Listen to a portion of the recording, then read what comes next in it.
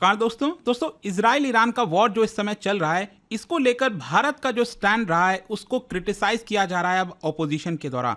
सोनिया गांधी जी, आपको पता है, कांग्रेस पार्टी के लीडर हैं, उन्होंने ओपन लेटर लिखा है न्यूज़पेपर में और काफी ज्यादा क्रिटिसाइज किया है कि जिस तरह से भारत की फॉरेन पॉलिसी अभी है, उसने अपना मॉरल वैल्यूज वगैरह सब कुछ खो दिया है। आप देख सकते हो ये खबर, Sonia Gandhi surrender of values jab at centre over Iran Israel war. इसको थोड़ा सा डिटेल में समझेंगे कि एग्जैक्टली क्या क्या बोला गया उनके द्वारा, और यहां पर भारत का जो रिलेशन है ईरान के साथ, इजराइल के साथ, किस प्रकार का रहा है, इस समय क्या करंट क्या सिचुएशन है, वो सब कुछ मैं आपको डिटेल से बताऊंगा। सबसे पहले तो कॉन्टेक्स्ट आप सब जानते ही हैं कि यहां पर इजराइल और ईरान का कॉन्फ्लिक्ट चल रहा है, और इसके पीछे का मेन कारण है कि इजराइल ने सबसे पहले ईरान के ऊपर बॉम्बिंग करना स्टार्ट कर दिया। इजराइल का यह कहना है कि ईरान काफी ज्यादा क्लोज है अपना न्यूक्लियर वेपन बनाने में। इनफैक्ट अभी जस्ट कुछ ही देर पहले खबर आई है, इजराइल का अब यह कहना है कि 2 साल हमने पीछे कर दिया है ईरान को, मतलब जिस तरह से उनके न्यूक्लियर साइट्स पर अटैक किया है, 2 साल पीछे हो गया ईरान। अब देखना होगा कि एग्जैक्टली वो क्या सच्चाई है नहीं,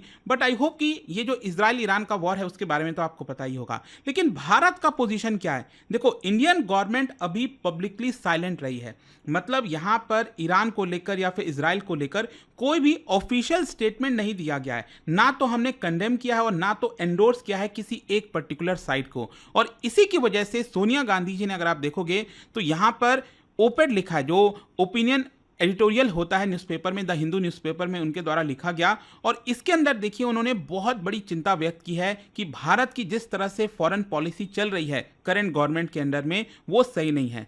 सरकार इस समय चुप नहीं रह सकती। तो उन्होंने एक प्रकार से कहा कि India's silence is equal to moral failure, मतलब उन्होंने क्रिटिसाइज किया कि भारत ने अभी तक कोई भी स्टेटमेंट जारी क्यों नहीं किया, एक मॉरल पोजीशन क्यों नहीं लिया। यहां पर उनका कहना था कि हमेशा से अगर आप देखोगे जो ट्रेडिशन रहा है भारत की फॉरेन पॉलिसी में, वो मॉरल और स्ट्रैटेजिक रहा है। कहने का मतलब यह है कि कहीं पर किसी भी प्रकार का अटैक होता है, वॉर क्राइम होता है, वॉलेशन होता है सॉवरेनिटी का, तो उसके खिलाफ भारत आवाज उठाता ही उठाता है। तो उनका कहना था कि India's silence today is not neutrality, it is a less loss of a voice, a surrender of values, मतलब हमने अपनी आवाज खो दी है, हमने अपनी जो वैल्यूज है उसको सरेंडर कर दिया है, and it is a dangerous sign of drift in our foreign policy.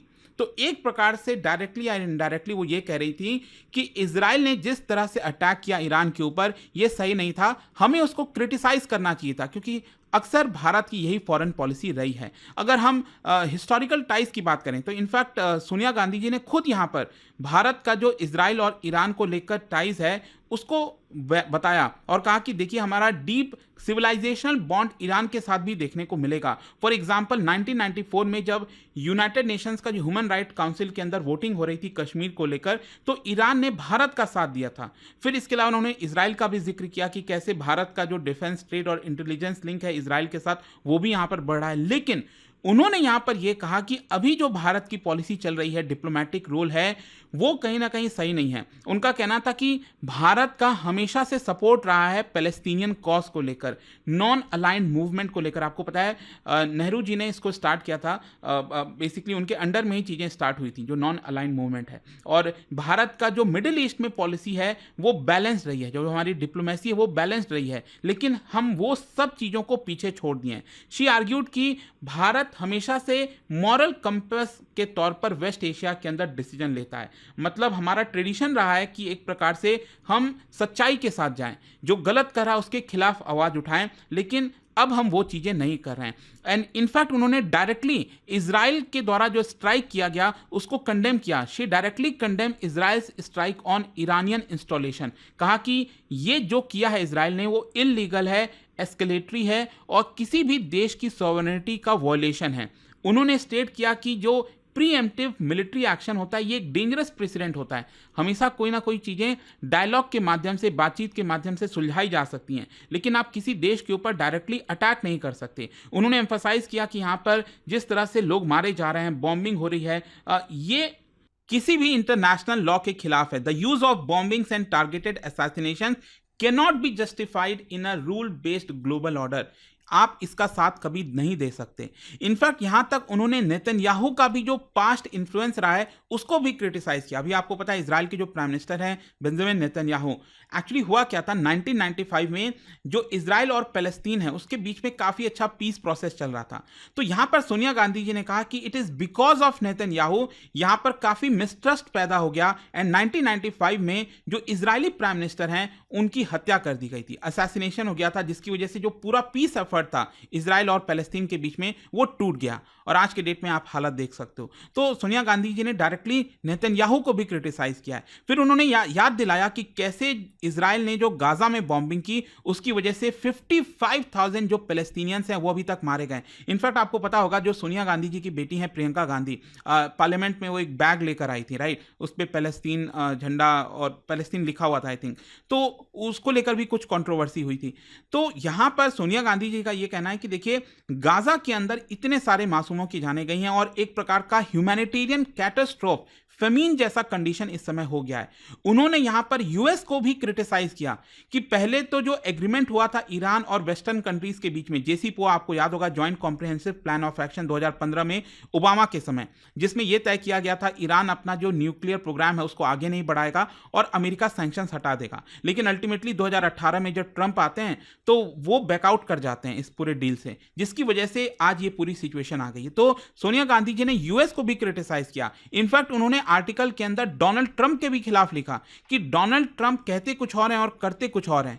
जैसे कि यहां पर वो बार बार कह रहे थे कि इतने वर्षों से अमेरिका जो वॉर के अंदर इन्वॉल्व रहा है वो नहीं होना चाहिए, अमेरिका के लोग दूसरे देशों में जाकर क्यों वॉर में जा रहे हैं, क्यों उनकी जानें जा रही हैं, अमेरिका क्यों इतना सारा पैसा वेस्ट कर रहा है। लेकिन उल्टा इस वॉर में अमेरिका जानबूझकर कूदने की कोशिश कर रहा है। और उन्होंने याद भी दिलाया कि कैसे 2003 में अमेरिका इराक के अंदर एंटर किया था ये कहकर कि weapons of mass destruction Iraq के पास है, हम उसको खत्म करना चाहते हैं। तो जो अपना इंटेलिजेंस है उसी को ही एक प्रकार से फेल करते हुए यूएस अपना डिसीजन ले रहा है और डोनाल्ड ट्रंप उसी चीज को एक प्रकार से रिपीट कर रहे हैं। ये सोनिया गांधी जी का कहना था। तो अल्टीमेटली देखिए यहां पर वो कहना क्या चाह रही हैं, वो भारत सरकार से ये कह रही हैं कि speak up against violation of sovereignty by any state.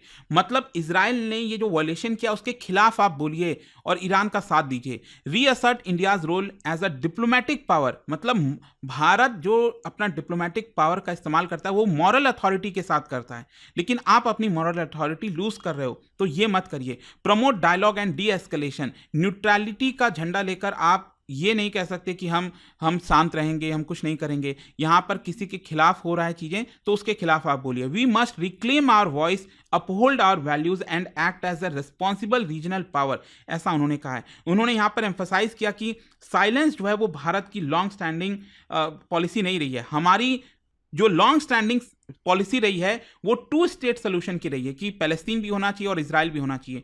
तो हम उसमें साइलेंस नहीं रह सकते, हमें उसको लेकर बोलना चाहिए। एंड उन्होंने ये भी कहा कि it is still not too late, India must speak clearly, act responsibility, और हर एक डिप्लोमेटिक चैनल का इस्तेमाल करना चाहिए ताकि मिडिल ईस्ट में जो सिचुएशन बनी हुई है वो डी एस्केलेट हो, वहां पर टेंशन को कम किया जाए। इनफैक्ट सोनिया गांधी जी का लेटर आज ये जो आया है उसकी जस्ट पहले कल अगर आप देखोगे तो जो इजराइल के डेप्टी चीफ ऑफ मिशन है, एम्बेसी है, ईरानियन जो एम्बेसी है ईरान की जो एम्बेसी है न्यू दिल्ली में, उनके जो डिप्टी चीफ ऑफ मिशन है उन्होंने अर्ज किया भारत से और कई बाकी देशों से कि आप इजराइल के खिलाफ बोलिए, इजराइल जो मिलिट्री एग्रेशन कर रहा है ये सही नहीं है।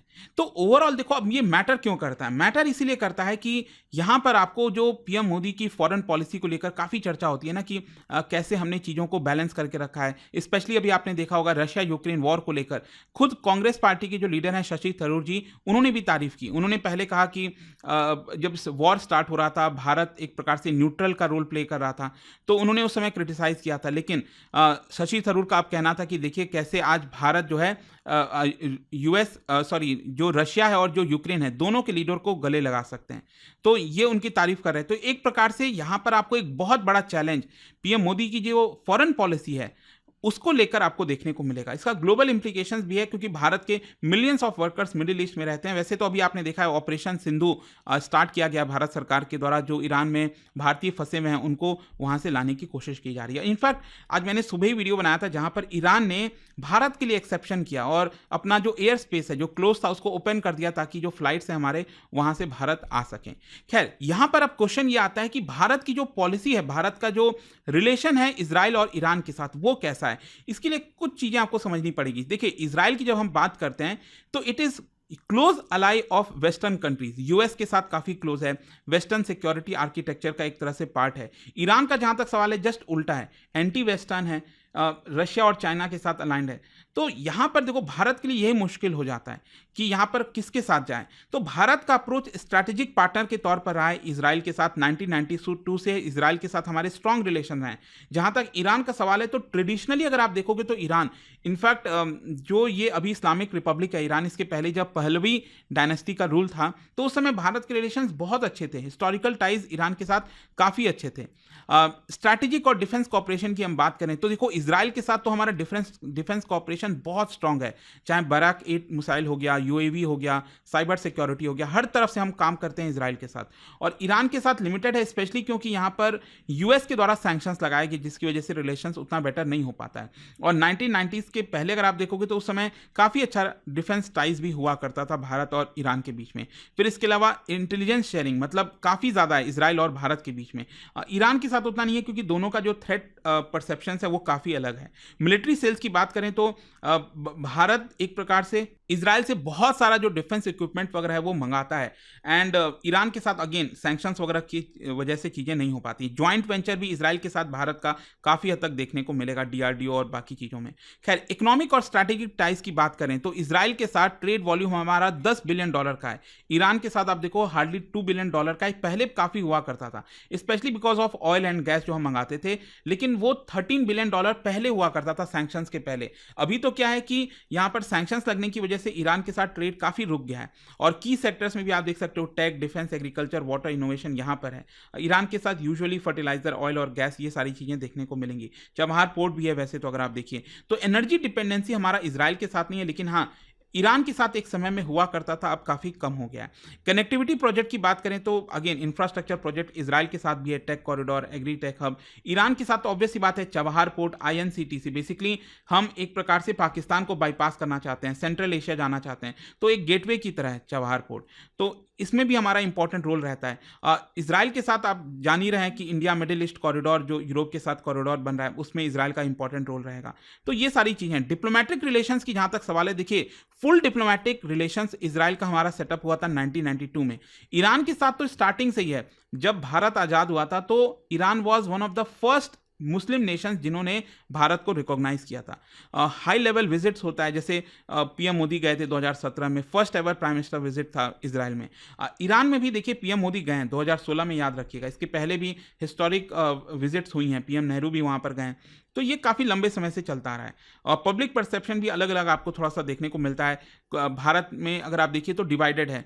बहुत से लोग हैं जो इजराइल को ही सपोर्ट करते हैं, बहुत से ऐसे लोग हैं जो सिर्फ ईरान को ही सपोर्ट करते हैं। तो ये सब देखने को मिलेगा। बाकी आपका क्या सोचना है इस पूरे चीज़ों को लेकर, मैटर को लेकर, इजराइल और ईरान को, मुझे कमेंट्स में जरूर बताइएगा। और जाने से पहले एक बहुत ही इंटरेस्टिंग क्वेश्चन, क्या आप बता सकते हो जो जारान दिलाराम हाईवे कंस्ट्रक्ट किया है भारत ने, वो कहाँ पर है, कौन से लोकेशन पर है, ये आपको बताना है। इंडियन असिस्टेंस से ये जो पूरा हाईवे डेवलप किया गया, इसका राइट आंसर आप सब जानते हैं, मेरे इंस्टाग्राम पर तो मिलेगा ही, वहाँ पर अगर आप नहीं हो कोई बात नहीं, टेलीग्राम से ले सकते हैं इसका सही उत्तर। और दोस्तों जैसा मैंने आपको बताया, अगर आप यूपीएससी की तैयारी कर रहे हैं, हमारा जो प्रतिज्ञा बैच है, जिसमें सबसे खास ये है कि अगर आप प्रीलिम्स को भी क्रैक कर लोगे तो फुल फीस आपका रिफंड हो जाएगा। बहुत सारे फीचर्स हैं, for example prelims, mains, interview की तैयारी कराई जाती है, पर्सनल मेंटरशिप मिलती है, हर महीने टेस्ट होता है जिसमें टॉप रैंकर को 11,000 रुपीज़ का कैश रिवॉर्ड दिया जाता है। अभी भी अगर आपको कोई डाउट्स वगैरह हो तो ये फोन नंबर पर कॉल करिएगा, मेरी खुद की पर्सनल टीम है, यहां पर जाइए और फोन नंबर पर आपको सब कुछ क्रिस्टल क्लियर बता दिया जाएगा। And you have to use this code Ankit live ताकि आप मैक्सिमम जो डिस्काउंट है वो ले सकें। दोस्तों एक बड़ी खुशखबरी है, P2I फाउंडेशन 2026 प्रतिज्ञा बैच अब हो चुका है लाइव और नया बैच 23 जून से स्टार्ट हो रहा है। यह सिर्फ एक कोर्स नहीं, यह है एक कंप्लीट रोड मैप जो आपको जीरो से IAS ऑफिसर बनने तक लेकर जाएगा। Step by step guidance, full mentorship के साथ। फीचर्स जो बनाते हैं प्रतिज्ञा बैच को सबसे खास, 1000+ आवर्स की लाइव क्लासेस इंडिया के टॉप एजुकेटर्स के साथ, हर स्टूडेंट के लिए 1-to-1 personal mentorship, hand written notes smart और क्विक रिवीजन के लिए, PRP and MRP residential programmes for prelims और मेंस। और दोस्तों यह सब कुछ के साथ मिलता है क्लियर करो प्रीलिम्स, पूरा फीस रिफंड पाओ। मंथली टॉपर्स को 11,000 रुपीज तक कैश रिवॉर्ड। और हाँ, सुबह से कई स्टूडेंट के मैसेज आए, लेकिन 10 जून के बैच अब क्लोज हो गया है। तो सुन लीजिए, 23 जून से वही बैच दोबारा स्टार्ट हो रहा है, सिर्फ आपकी डिमांड पर। इसको लेने के लिए आप क्लिक कर सकते हैं कमेंट सेक्शन में लिंक को, और यूज करना है आपको code Ankit live ANKITLIVE checkout के समय, ताकि आप मैक्सिमम डिस्काउंट पर इस बैच को ले सकें। सीट्स लिमिटेड हैं और बहुत तेजी से भर रही हैं, तो देर मत कीजिए, आज ही शुरू कीजिए अपनी IAS की जर्नी विद प्रतिज्ञा।